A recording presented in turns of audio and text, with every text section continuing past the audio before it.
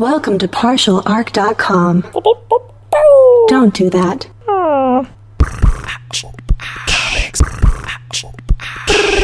I'm here to save the day. I'm here to save the day. Soon I will be invincible. Because comics. Welcome to Because Comics. This is episode 18. I'm your host, Jay Jones, and I'm joined by my co-host, the incorruptible Mike Christensen. That's true. I am sterling. You are. I've tried to bribe you multiple times. In multiple ways. Yeah. I think you bribed me with some money, obviously. Money. Gold, comic books. Yep. Chocolates.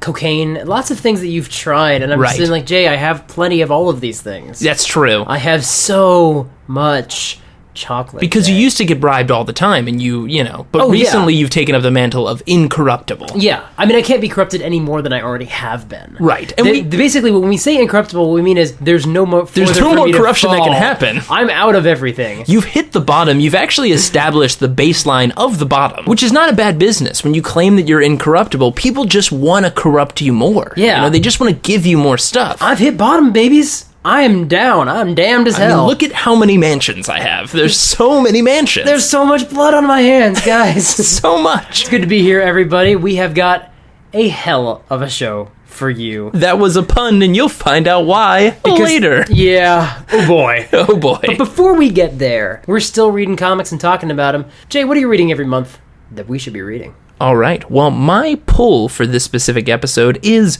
Gotham by Midnight. Now, why did I choose this? Well, I don't know. Gotham by Midnight, something happens at midnight in a few days. It doesn't matter. It's probably important. I'm not sure where you're going with that. Yeah, it's related to something. Who knows? Anyways, so Gotham by Midnight is written by Ray Fawkes and drawn by Ben Templesmith. Now, I've mentioned Ben Templesmith before. You have? Yes, I mentioned before he does The Squitter. He's actually... Oh. Yeah. He writes and draws the Squitter, Okay. and he does this comic for a very specific reason because his art is fantastic for what this is for. So, if you don't know about Gotham by Midnight, I will tell you a little bit about it. Cool. Yeah, so Gotham by Midnight is basically you're following the skeleton crew of a specific police division in Gotham City. Now, this specific kind of offshoot of a police division, they all kind of handle the weird and spooky and supernatural things that go about in Gotham. And this specific team is led by none other than Jim Corrigan. Oh, the Spectre! Yes! We talked about the Spectre in our Thanksgiving episode. Mm-hmm. Episode 15. 15. Yeah, he's a ghost cop. He's a ghost cop, guys. And nobody better to do detective work on ghosts than a ghost cop. Yeah, that's your guy. His literal alter ego is the Spirit of Vengeance. Yeah. Not a guy who calls himself the Spirit of Vengeance, the actual embodiment of Spirit of Vengeance. The will of God, yeah. He literally goes around and enacts magic vengeance on people. Yeah. But anyways, so this team is made up of your like kind of young but smart cop. You've got a nun. You've got took a turn. Yeah, you've got a forensics guy, and you've got forensics guy. We've got nun, forensics guy. Your typical team. Sure. And you got Jim Corrigan, the only person with a name. Just kidding. I don't remember the other people's names. But Jim Corrigan leads this team to investigate the spooky and supernatural things that go on at night in Gotham. Yeah. And much like a comic like this, the first introduction to this story, the first issue, is very much of this guy comes in from the internal affairs and is kind of investigating this team because, as far as he knows, this team doesn't really do anything. As far as the paperwork that comes in, it doesn't look like they get anything done. What is all this talk about? This is obviously all BS. We're just kind of dumping money into this team that just must sit on their butts all night, right? Right. Well, when he actually shows up to investigate, arrest, or shut them down, Jim Corrigan's like, well, hey, you know what? Let me take you on like a ride along with me one night. And as you can imagine, it probably goes pretty crazy. So in this first issue, without giving too much away, we really start to dip into that things below the surface, if they weren't already terrible in Gotham, like if there were already shady stuff going on with all the supervillains. The surface of Gotham is already terrible. And shady and sketchy. So just imagine how bad it is below the surface. The actual Spirit of Vengeance is investigating Gotham, guys. So the first issue is really just kind of dipping us into this kind of supernatural world behind the scenes, and it actually takes it from right away. It's not like there's a ghost king trying to take over Gotham or something. No, it takes it to like a very kind of personal story, almost a little bit like The Exorcist even. Okay. Investigating a very family, personal story that might have bigger ramifications. Interesting. And when I mentioned before that Ben Templesmith is the perfect fit for this kind of comic series, because if you don't know Ben from what I mentioned before, Squitter, but check out 30 Days of Night, he does a really good job of drawing really unsettling and creepy and spooky stuff. He's like a horror guy. Yeah. And there's a lot in this series that has that. And I mean, the writing, the pacing, the artwork, and the color is so perfectly well done that the end of the first issue, if you're not hooked, I'll be really surprised, guys. So please check out Gotham by Midnight. It stars the Spirit of Vengeance. So, Mike, There you go. what is your pull? My pull is Red Sonja from Dynamite, written by Gail Simone and drawn by Walter Geovani. Red Sonja is a character who's been around a while. For those who may not know, she's a spin-off of Conan the Barbarian. She's very much like a Lady Conan. She's got red hair. She's got red hair and bikini mail.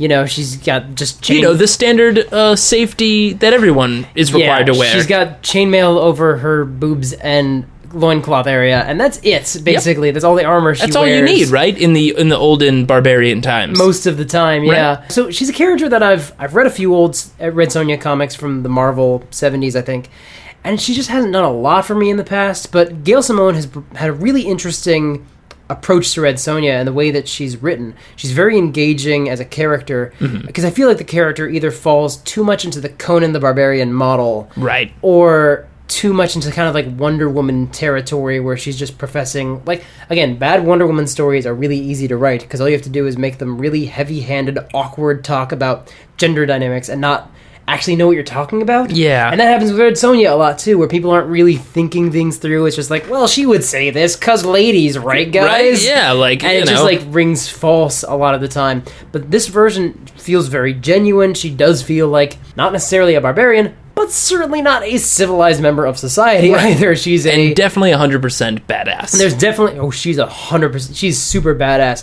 and you get to see the moments that really set her off.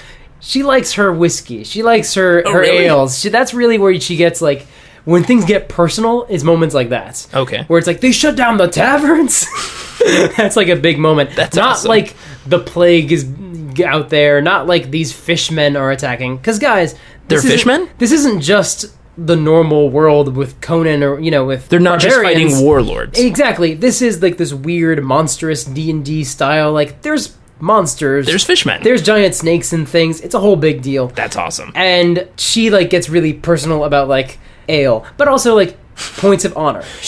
Honor, ale, both around the same level. Honor is very important to her. I think that's part of what separates her from Conan, who does the right thing when it's convenient and kind of when he's not got a lot of other options. Like, he'll do the right thing, but not always for the right reasons. But it's always like, I guess I'm here. She's got this really, really messed up origin that Gail Simone manages to treat very well and kind of not make super problematic. The original origin is pretty messed up, so she kind of reworks it to be a little bit lighter? No. Okay. It's still there, and it's still, like... Terrible. It's still an awful origin. Like, as far as, like, that's a horrible thing to happen to a person. But the way it's treated doesn't just make it like, well, this happens, life goes on, off to be badass. It's like, no. Like, let's talk about this. That was awful. And also, there's consequences to any origin. Like, if someone comes from a background of fighting and barbarianism, that has consequence on you and who you are. And there's friends that you have had in your life that would have been affected by the choices you've made. Absolutely. Your family, where were they when this all happened? And that's treated very well, and it's very interesting. And, like,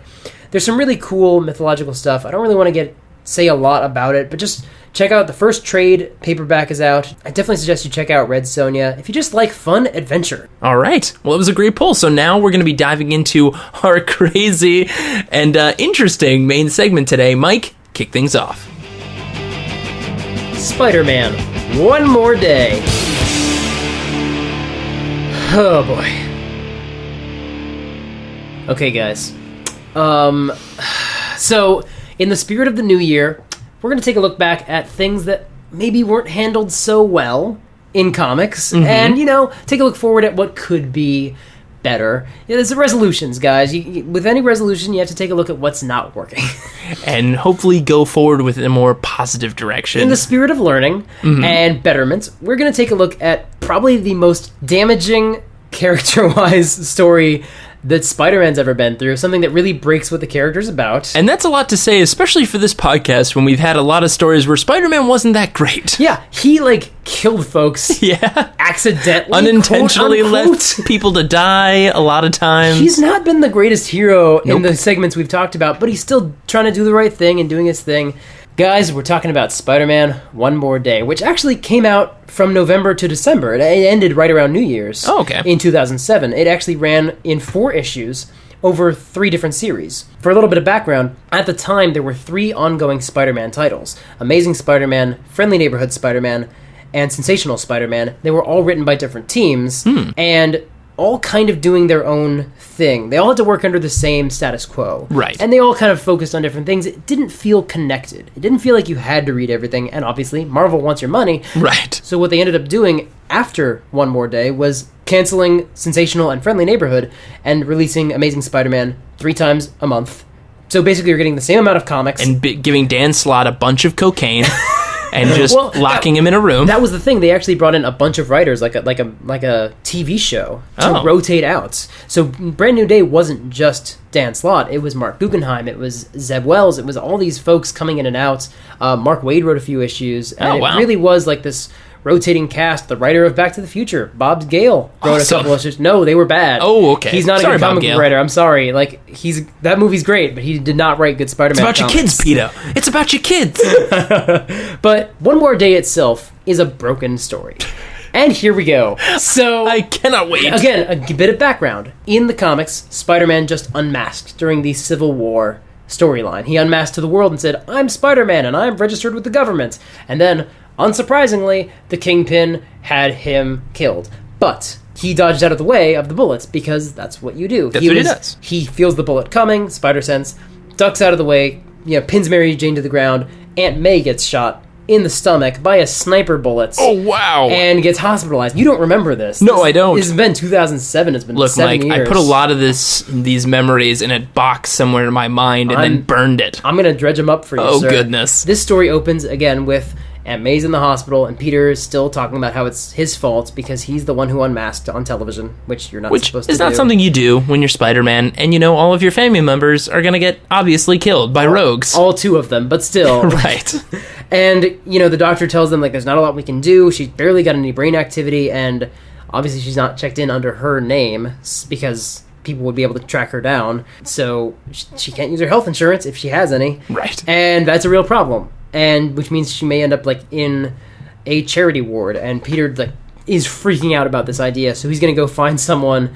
The way the doctor says is look, if you had insurance, that'd be one thing. If you had a bottomless checkbook, that'd be even better. So he goes to find someone with a bottomless checkbook. Would this be any of his Avenger friends who are probably billionaires? So he swings his way over to Stark Tower. Perfect. Not perfect, because Tony Stark is still super pissed at him. And still super evil, still? Yeah, this is back in the time when Tony Stark basically was the biggest supervillain in the Marvel Universe. He one day was just oh, I'm gonna be evil now, and then... Because he had this armor that was in his bones, and that made him not feel humanity as much. Retcon, don't worry about it. Don't forget about this. The point is, Tony Stark is a dick. Yep. And Peter Parker, because he's dealing with his family, and anytime things get personal, he gets serious, he's not the best Peter Parker's ever been either. He's that sort of weird, crazed version of himself. So he breaks into Avengers Tower. Oh no. The codes have changed, so he just rips the door off the walls. Okay. Sneaks into Tony's office. Tony, meanwhile, is sitting in a room full of computer screens naked, as you do. By the way, not the best way to make an entrance to someone you're about to ask a favor for. No, off this their is door. separate. He's in the other room. Oh, you mean Peter? Yeah, Peter just ripping off the door to a place he's about to ask a favor for. He doesn't care at all. Okay. But,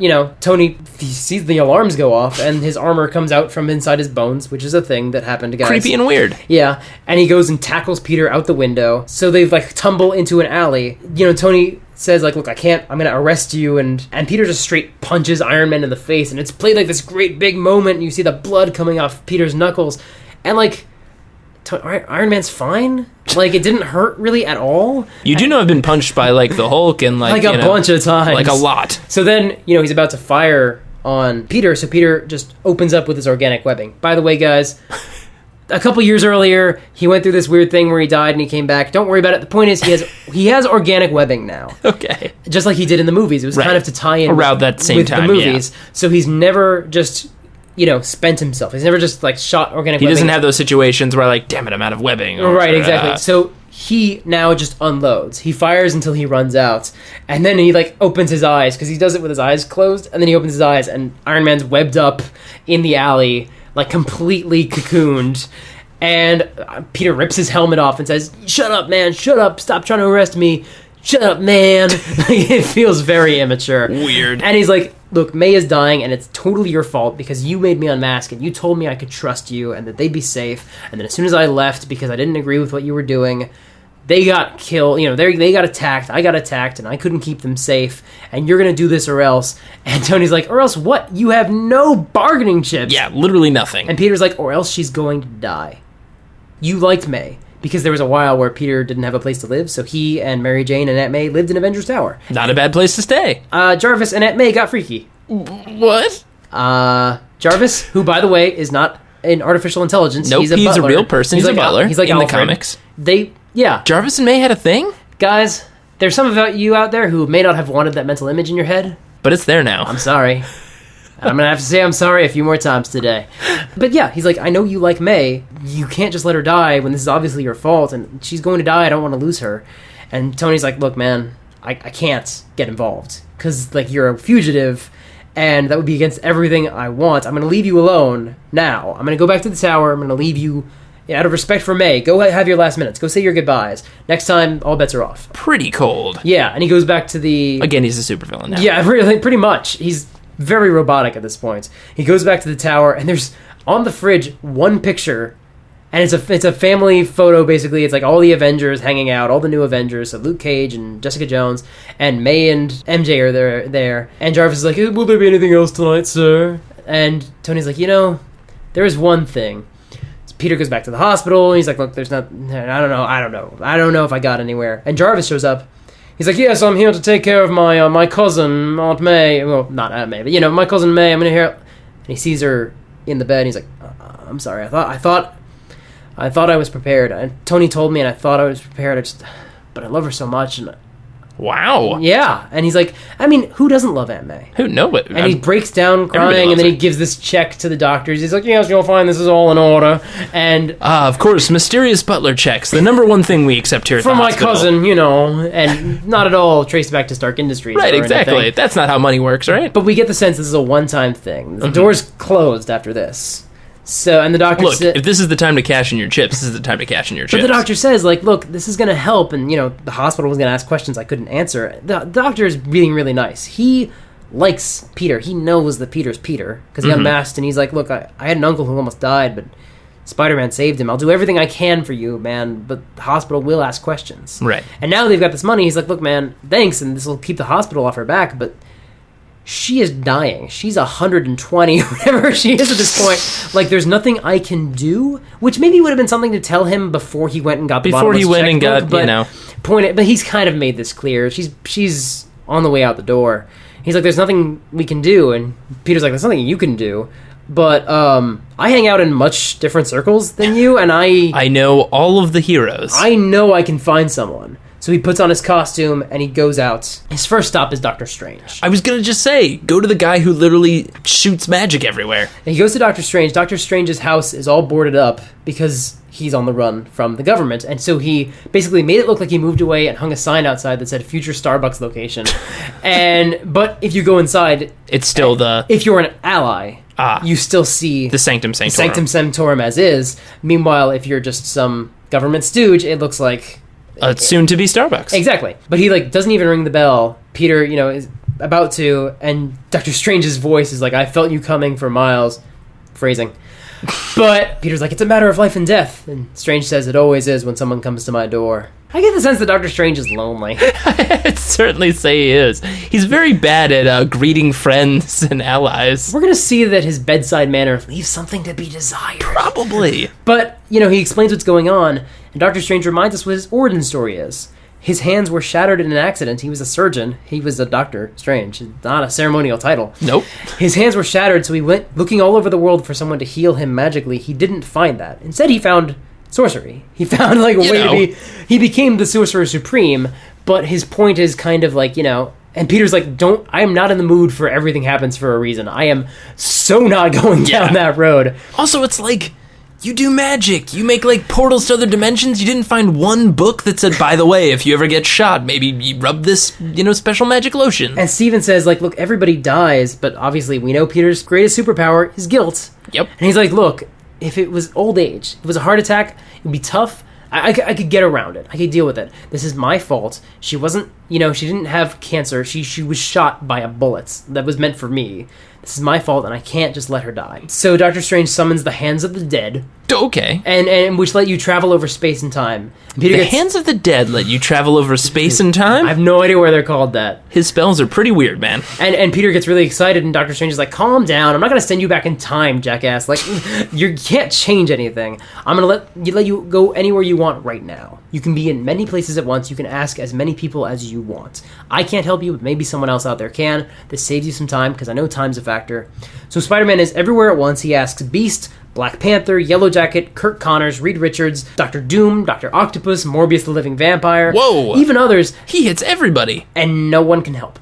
Not one person can figure out how to heal a sniper bullet wound. Sniper bullets are huge. I know they are. She's 120 at least. These are super villain heroes. I mean, I'm sure Dr. Doom's answer would be put her in a robot body. Yeah, not a bad idea. Robot May. Not a great idea. That's a comic in itself. But they basically all say, we can't help. Peter comes back. Dr. Strange basically says, yeah, I told you so. So Peter tries to use the hands himself and go back in time to stop the sniper. He goes back there. He's there, but he's intangible. He can't change anything. He's like astral form. So he goes and he tries to like warn himself. He like tries to punch the sniper and obviously nothing happens. He tries to warn himself and triggers his own spider sense and be like, oh, something's wrong. Let's get inside, which did happen. So it's just retconned that he made this happen. Triggering himself, not the sniper. And then these weird things show up that look kind of like a cross between spiders and the xenomorph from Aliens, and they have no eyes, and they just start attacking our astral Peter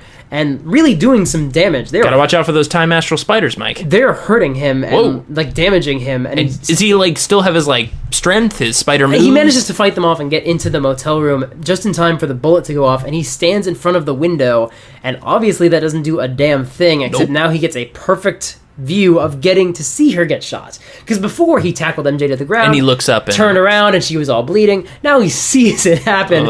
And they both both Peters scream no in unison. Then these things come in again. These spiders, they're intangible too. They just go right through the door. They're hanging out, right? And like they take a big bite out of his shoulder, and then Doctor Strange shows up. He's like, "Be gone!" And then like basically he's like, "Yeah, jackass, this is why I told you not to use the hands." It's like, why didn't you tell me about them? It's like, you're not supposed to go back in time for one of these or one of many good reasons. So they go back to their present. Again, they wait until Peter's healed for whatever reason. And then Strange tells Peter, like, look, I've had people die before that I've missed.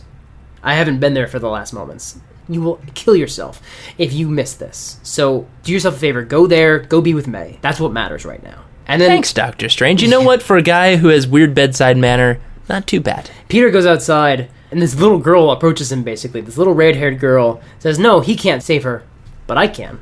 Oh, boy. I feel like we just hit a fork in the road. This is where the comic takes the turn. Oh, This is where it goes from interesting story about trying to deal with loss to one more day. So, this little red-haired girl, the Spider-Man asks, like, what are you doing alone? And this is a bad neighborhood. It's Greenwich Village, man. It's not that bad. But whatever. There's going to be a future Starbucks here. But the girl says, like, well, I mean, I'm talking to a stranger. You wouldn't want me to answer your question and talk to strangers, right? He's like, I guess? Because you want to protect people, right? But you always protect people. Maybe it's someone protected you. Now he's weirdly defeatist. He's like, I don't think anyone can help me. I'm at the end of my rope. And she's like, you don't even know where the rope is, but I'll show you. What a strangely intelligent child. And she's like, we don't have a lot of time. You have even less, and the woman you're trying to save has none at all. He asks, like, where her parents are, and he's like, oh, she's like, they're around, but they give me a lot of leeway. I'm really smart like my dad, but I hope I grow up beautiful like my mom. And he's like, well, I'm sure you will. And she's like, what if I never grow up? You know what your problem is? You're selfish. And it's like, what happened? Whoa. What conversation did they just switch into?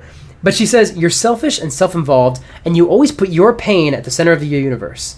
As long as you can go to sleep with a clear conscience, you don't care who else has to pay the price for a good night's sleep. Jeez. And here's the thing. It seems like we're building towards Peter learning a valuable lesson about his life and his place in the world. I mean, it sounds like it.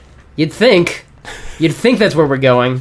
Anyway, she rants a little bit more. Then she says she shouldn't have said anything. She's just supposed to take him to the next step and let it go. She runs down an alley, and he follows, but she's gone. And this is where he's like, this feels like a dream. And there's this woman in a red dress with red hair. And This is still going on? yeah. Well, now it's not a little girl. It's this woman in this red dress who's like talking about how she's been there all Peter's life, waiting for him. The point is, I'm the only one who can save Aunt May, and he turns into Mephisto. Wait, the girl in the red dress? The red woman turns into a demon. Now, Mephisto, for those people who don't know, which you probably a lot of you, Mephisto is basically the go-to allegory for Satan or Lucifer in Marvel Comics. He's one of many demon lords. There's several, but he's kind of, if someone's talking about the devil in Marvel, a lot of times they're talking about him. He's the one who made Ghost Rider. Yeah. So he's kind of your default. He's basically token Satan. I mean, he's named after Faust. I mean, after a Faust story. So it's on the tin. And he says, like, I wasn't just talking about change for no reason. The world is made up of choices. Things like wandering away from a spider before it bites you. That kind of thing. Mm-hmm. And some of these I can change. Some of them I can't, but some of them I can if I have permission. I can go in and I can change things. I can make it so your aunt lives. So she doesn't get shot at all. And Peter's like, do you want my soul in return? And Mephisto's like, no, that's not... Look, man, I've made deals where people, like, give up their souls to protect people, and they end up, like, serving their time in dignity. And, like, self-righteousness protects them as I destroy their souls over eternity. That's not fun. So, no, I don't want that. I want something more... Mephisto, a very clever businessman when it comes to soul stealing. Yeah, now he tricks in misery and sadness and loss and despair. And Peter's like, I can't make this decision on my own. And Mephisto's like, I wouldn't want you to. And they're at the motel, and MJ's in there, and they open the door, and Mephisto's like, yeah, I wouldn't want you to. And here he is now. He's like having the same conversation with both of them simultaneously. Basically says, okay, here's what I want. I want that which gives you joy. That which sustains you in your moments of greatest despair. The source not of your power, but of your strength, your happiness, your dreams, and your passion. I want your love. I want your marriage.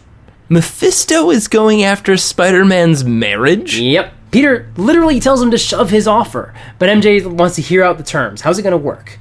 What? Mephisto says you'll get one more day, then you won't remember the deal, you won't remember that you'd ever been married. A tiny part of you will remember. His joy will come from listening to that tiny part of their soul screaming for all eternity.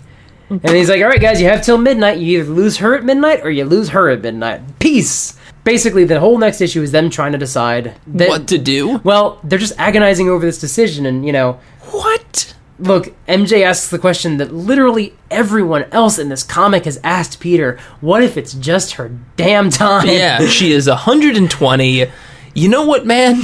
I think if you asked Aunt May what she would prefer, she'd probably prefer the option of not doing something with the devil and keeping your marriage and living a happier life. See, he says he's obviously thought about maybe just letting her go. Obviously, he can't not. But... it wasn't a heart attack, it wasn't old age, it wasn't natural causes, it was a bullet meant for him, it was his fault. He couldn't make the decision on his own. But if he made it with someone, maybe... if I shared this terrible guilt with someone else, maybe someone I love, this would be great. This is a great bonding experience. Maybe he could live with it. And then they just hold each other. They hold each other for the rest of the day. They're agonizing, and they're just trying to get their minds around this crazy decision, and they can't finish sentences, and then they just hold each other sitting on the floor of this motel, and we watch the sun come up, the light changes on them, and the light changes back, and Peter starts to talk a couple times. It's a really nice moment, actually, because there's nothing that needs to be said. It's just quiet moments, no conversation bubbles. 24 hours of just holding each other and just enjoying the silence, and Peter's a couple times says... that's kind of sweet. Peter starts to say... remember that time? Shh. Time, light changes a little more. Aww. By the other time? Shh. Peter, I remember all of it. I remember every single line, and no matter what he does, I always will. And Peter's like, wait, whoa, what do you mean no matter what? Wait, what do you mean? Are you seriously considering this option? The devil? You're considering this? Like, and she's obviously not sure, and then Mephisto shows up, and Peter asks, how's this gonna work? Mephisto, clearly speaking for Marvel editorial on the subject of the upcoming continuity, says, you shouldn't worry about it, but since you asked... Let's explain how Spider-Man will be working going forward. Basically, it's very simple. You two will no longer be married because you two will never have been married. It simply never happened. Your marriage is but a stitch in time that I will simply painlessly remove. All else remains the same. I don't understand. You don't need to. All you need to understand is that your aunt will live. MJ points out, like, his identity is public. This will happen again. It's inevitable. And Mephisto's response, goddamn, Mephisto's response is, here's why I picked you guys. It's because your love is the rarest of all, pure, unconditional, and made holy in the eyes of he who I hate most. Wow. A love like yours comes along but once in a millennia, and to take it away from him, to deny him, is a victory like none other imaginable. So if that's all it takes, then yes, consider his identity forgotten. Guys, if you're ever struggling over a hard decision and one of the options will help the devil dick over God... Guys, maybe take a look at the deal. Can I look back and say, you know what? Although Maybe. she's smart. If the devil is trying to dick over God with your deal, yeah, get a little something else out of it. Get a little bit more out of this deal. Maybe get one of those fancy Rolls Royce cars. You got the cards, guys. Literally pretty much anything at this point is on the table. Peter's not sure, but MJ agrees. And she adds a condition. She whispers something in Mephisto's ear that we don't get to hear. And she turns to him and he's like, yeah, all right, cool. You're running out of time, Peter. You got to make the decision now. And she says, like... By the way, if Peter backed out at this point, it would also still be pretty terrible going forward, just because he'd be like, hey, honey, remember that time where you almost totally gave up our marriage to the devil? But, yeah, that's not what happens. So, probably not. He does say, like, he makes the decision. He agrees. And Mephisto's like, cool, all good. By the way, surprised you didn't ask about the other forms I took. And Peter's like... What about the little girl? And he's like, oh yeah, that's the daughter you guys aren't going to have now. What? Bye. Good work, everybody. Good work, team. They managed to shoehorn in the fact that they had an unborn child that will no longer be? Yep. And then Peter wakes up in his bedroom at Aunt May's house. So clearly he is somewhat regressed. He's not younger, but he's not living on his own. He runs out the door. He's running late, as Spider-Man is wont to do. And Aunt May's there making pancakes, but he's got to run out quick. He's got to get to the party before they say surprise. That's the best part. And he's bicycling over. He bicycles into the city. And, the doorman's like, you got to get up there. You got to get up there before surprise. That's the best part. And he's like, I know. And he gets up to this penthouse apartment.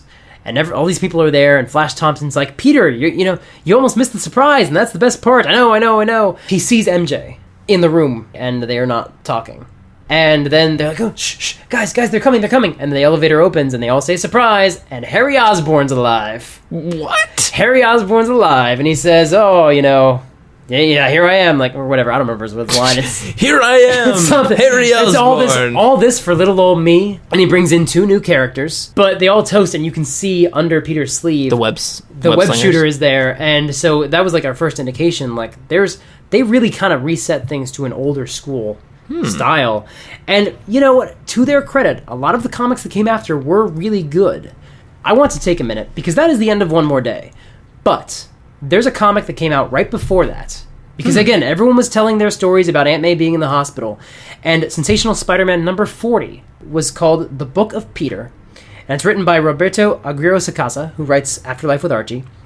And drawn by Clayton Crane. Well, art by Clayton Crane. He does this painted style, and it's amazing. And it's done kind of like in this weird, like, biblical kind of fashion. Like, once there was a boy from the Bureau of Queens in the city of New York whose name was Peter, and this boy was blameless and upright, with a good heart, whom never turned towards evil. He basically believed the world was good, and, always believed in the goodness in people. But once he was bit by the spider, it cast this shadow over him, and then more and more death, and more and more death, and more and more death. And then we cut to him, leaving the hospital room, just needs to get a break. Outside the hospital, beating up a dumpster. Just beating the hell out of a dumpster. And this old homeless man, not old, he's like in his, 40s or something. Sure. This homeless man, greasy guy, walks up to him and says, hey man, I think the dumpster's had enough. Why don't I just buy you a burger? You look like you can use some food. And Peter's like, no man, I'm fine, leave me alone. The guy's like, oh, your hands are all bloody. He's like, yeah, I know. And then his hands aren't bloody anymore. The guy's like, yeah, you're welcome. And the guy mentions that Peter calls Peter by name, and Peter's like, my name's everywhere. Everyone knows who I am, but then his hands are fine. He goes, who are you? Is this a magic hobo? The guy says, come on, Peter. You know who I am. And then he glows, because it's God. Oh my God. It's God. God comes to him and says, God comes to visit Peter? and says, like, come on, I'll buy you a burger. And they go to this, they go and eat So burgers. Peter Parker goes to grab a burger with God. He's not eating. He's not eating, or he's not having any of his Coke, or he's not, and God's just like, come on, man, you gotta eat something, you gotta keep up your strength. And Peter's like, is that what I need to do? Really? Is that what I need? and he snaps at him and he says, like, look, if May dying all part of your cosmic plan?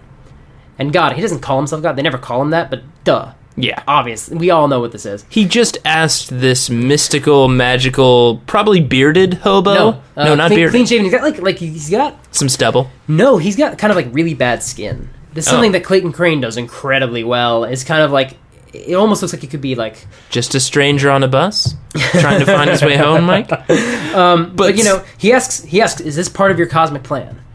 And the God says, if it were, what would you do? Peter says, I would beg you. I would beg you to bring her back and to keep her from dying. I would give up anything. Even Spider-Man, in a heartbeat. If you could rewrite my story so that Spider bites someone else, and I'm spared all the death I've experienced over the years, my Uncle Ben, Gwen, my father, Harry, you could do that, couldn't you? God doesn't answer. He says, I just want to show you something. I want to take you somewhere. And then they're standing on a beach, and it's empty, and they just go for a walk, and it's really nice. And Peter asks if he's being punished. Is this a test? And God's like, look, this isn't how it works. It just is. Human suffering is one of the greatest mysteries. It happens for no good reason. It happens to everyone. And look, you're the exception. It usually doesn't make people better. Like, usually it makes people worse. You're the rare exception. But it happens to everyone, and it's kind of hard to explain why to someone who wasn't there when the foundation of the earth was laid. So Not really going to get into it right now. I can't really explain it. And Peter asks, like, well, what's the point of anything? If it's all beyond understanding, what's the point? And God says they are. And suddenly the beach is covered with people. Of all ages, of all walks of life, colors, creeds. And Peter's like, who are these? And Peter says it's a teensy-weensy, itsy-bitsy sampling of the thousands upon thousands of people you've saved as Spider-Man over the years. I mean, I'm counting team-ups, but, basically... Wait, God doesn't actually say that, right? Yes. He said I'm counting team-ups? Yeah. Oh my God, that's amazing. He's very wry. Peter thinks about the fact that he swings out of their lives in and out in minutes, in seconds. Right. And he'll web one guy on the way to work. He'll web 3 or 4 guys on the way to work. You don't think about the fact that these are people who go on to their jobs, their apartments, their families. And they keep walking, and Peter thanks him. He says that was nice. And God's like, yeah, but it didn't really help, did it? I mean, it doesn't make the pain more bearable. It doesn't answer your questions. I'm sorry. I know everyone has a role to play. Unfortunately, this is yours. If it's any consolation, I've asked a lot more from people a lot closer to me than you. Is a line he says. Again, if you didn't remember or think that this was God, it is. And then Peter just thinks about how he feels like they're plankton and drift in the ocean and at the mercy of forces they can't control. And then he cries. And he just says, please don't let her die. I don't want her to die. And God just puts a hand on his shoulder and just says, have faith, Peter. And then he's gone, and Peter's back in the alley. And the closing narration is, how does the story end? For the moment, let's say that it doesn't end here, in an alley behind a dumpster in a hospital in New York City. Let's say it ends many years from now, with the man, Peter Parker, and his family surviving whatever hardships come their way. And we see him a little bit older, him with Mary Jane a little bit older, with Peter growing old and white-haired alongside the woman he loves, and their children, Benjamin and Mary. Let's say it ends with all of them blessed. So here's the problem with this comic. It's an amazing comic. It's a really, really good story. And it's a really nice lesson and conversation to have, especially with a guy who's at his darkest, at his wit's worst. end. But it completely undermines what happens. Oh yeah, he has a conversation with God, who tells him, "Just have faith. Just trust me. Just trust that I'm going to hook you up with the devil, who's going to just trust that I have a plan. Just trust that I'm going to make everything okay. Mm-hmm. Just trust that there's a reason. Just trust. That's all I need." And Peter can't trust God. He makes a deal with the devil. That's who we're supposed to be rooting for. This comic, and One More Day, could have been a really beautiful story about loss. It almost is. It almost gets there. Almost all the pieces are there to really talk about loss. And here's the thing. Comics, we talk about how zany they are a lot of the time. Comics really do help people in profound situations. People have come forward and said that they've been helped with problems when they felt bullied, when they felt persecuted, when they've had trouble coming out, when they've had trouble with, love lives and all these things in life. Comics are there to really help people through them. You can look at someone like the X-Men are persecuted too, and how did they deal with it? Spider-Man's been bullied. All of these things, these are there as examples. How do you do the right thing? Look to what Superman would do. Most of these characters are built around the foundation of when you are pushed, when you're put down, when you're at your lowest, you have strength to stand up and move forward. It's one of the foundations of comics, of heroes. And of Spider-Man. Yeah. Spider-Man is defined by stories like that. Literally Amazing one of Spider-Man number 33, Yep. where he's pinned under heavy machinery and he's drowning. Probably the most famous Spider-Man image. And he pushes it off of his body because he pushes through the hard parts. This could have been an incredible story about dealing with loss.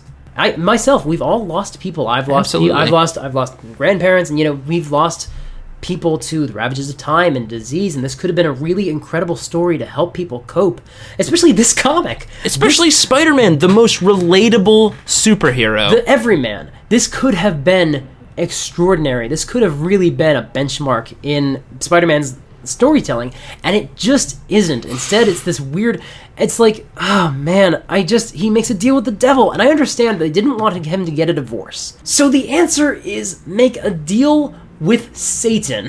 Like Mephisto. Out of all the crazy, comic-y stuff out there, that's your option you go with? I know that, look, there's time travel is an option, and I know that you could always undo time travel, but, that's okay. Yeah. So guys, for going forward in the new year, hopefully new directions, some exciting, amazing comics coming forward. Mike, thank you so much. Of course. Now we're going to be diving into our fun little game segment to round out the end of the year. It is Who Am I?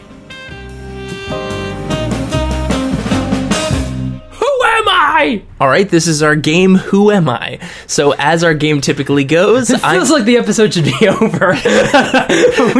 But here we are. We do have a little more to say. We have a little bit more to say. We're not going to end on that note. Yeah, we have a little bit more fun to have, guys. Yeah. So going off to celebrate with your events for New Year's or just toasting, whatever you're going to be up to, guys, you could maybe play this game with somebody as well.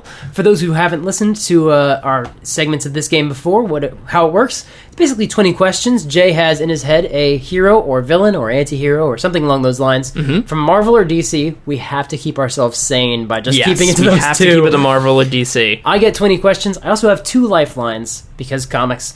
And it is an event in that character's life or a quote that character might have said. So Jay's got someone in his head. I don't know who it is, because that game wouldn't work if it did.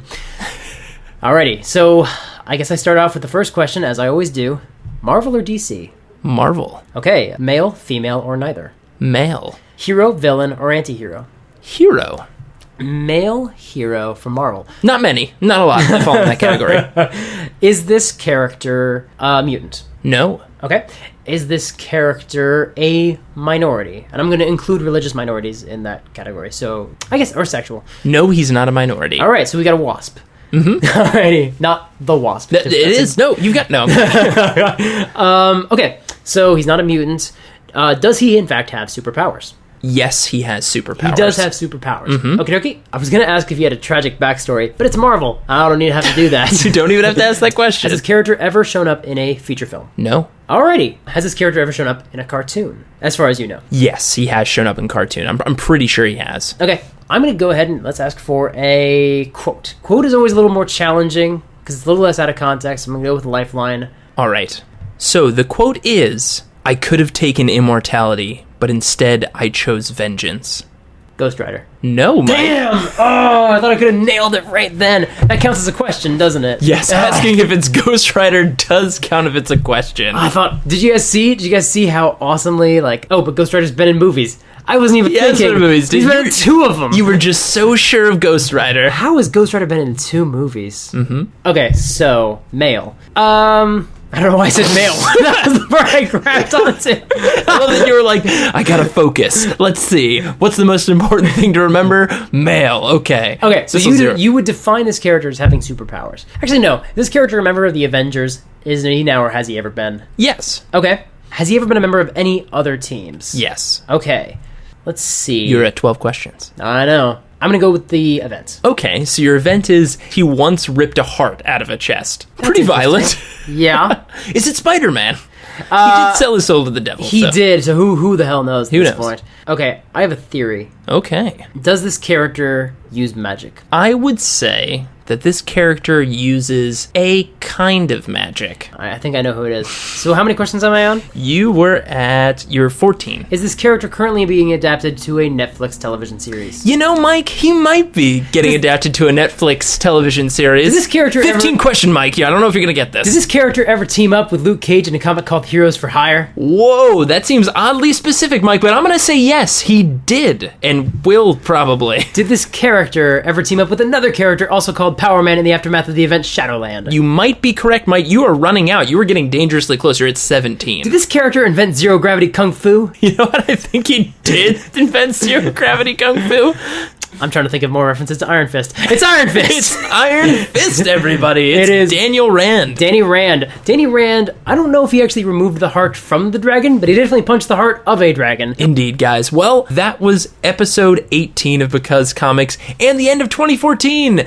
Happy New Year's, everybody. We did it. We made it through. We did it, guys, without any deals to the devil. Maybe a couple deals with the devil. Yeah, I mean, we don't remember. We don't remember, We right? hope not. I mean, we can't because of the deals. Have we always been each other's co-hosts? How many deals with the devil do we make? I mean, do you run out? Can we keep making more if I forget? By the way, I totally died, and then I came back because Yep. we made deals with the devil. I think that's probably where... I mean, I don't know for sure, but This is why you have different, names. different superlatives. Different superlatives and also different names sometimes. So, guys, like always, we'll be posting a new episode every other week. If you'd like to download more episodes or check out other similar podcasts, head over to partialarc.com. That's arc with a C. Of course, you can email us any questions at becausecomics@gmail.com or follow us on Twitter at partialarc or check us out on Facebook. Of course, you can be sure to check out more content from our comic boy wonder, Mike Christensen, at supergeekmike.com. And one other announcement to make, Mike and I might also be starting up or heading up a new podcast in 2015. Look for some more news of that, and probably very, very soon. Exactly. So keep an ear out. And guys, we'll see you in 2015. Thanks for listening. And remember, 2 little mice fell into a bucket of cream. The first mouse quickly gave up and drowned. The second mouse swam and swam so fast he churned that cream into butter, and then he crawled out. Ladies and gentlemen, today I am that second mouse. That was not a great Christopher Walken, but I think you kind of got where I was going with that. I got where you were going with it. Because comics.